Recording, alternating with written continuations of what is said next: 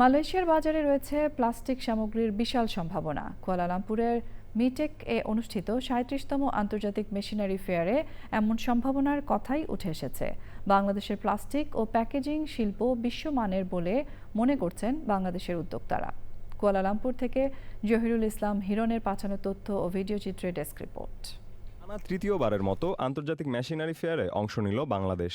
কুয়ালালামপুরের international trade and exhibition সেন্টারে অনুষ্ঠিত ৩ দিনের এ মেলায় প্রথমবারের মতো বাংলাদেশ হাইকমিশন যুক্ত করে Bangladesh plastic goods manufacturers and exporters অ্যাসোসিয়েশনকে। মেলায় ৩টি বুথে প্রদর্শিত হয় দেশের ১৪টি খ্যাতনামা প্রতিষ্ঠানের নানা ধরনের প্লাস্টিক ও প্যাকেজিং সামগ্রী।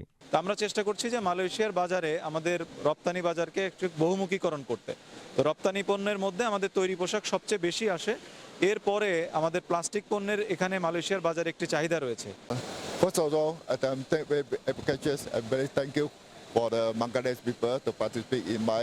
তাদের পণ্যের সাথে আমাদের পণ্যের একটা ম্যাচ মেকিং করেছে, যে কোয়ালিটি অফ দ্য প্রোডাক্ট, এবং তারা কিছু ক্ষেত্রে এত হাই কোয়ালিটির এক্সপোর্ট তারা বিশ্বাসই করতে পারেনি এই প্রোডাক্ট বাংলাদেশে তৈরি হয়। মেলায় বাংলাদেশ সহ 18টি দেশের 450টির বেশি প্রতিষ্ঠান 650টি বুথে অংশ নেয়।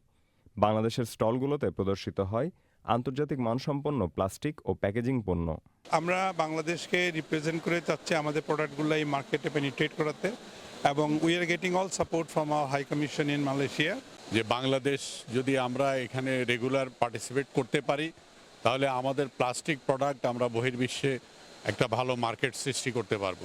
মেলায় উৎপাদন, প্যাকেজিং, প্লাস্টিক, মুদ্রণ ও খাদ্য প্রক্রিয়াকরণ খাতের অত্যাধুনিক প্রযুক্তি প্রদর্শন করা হয়। Mirza Imtiaz, channel I.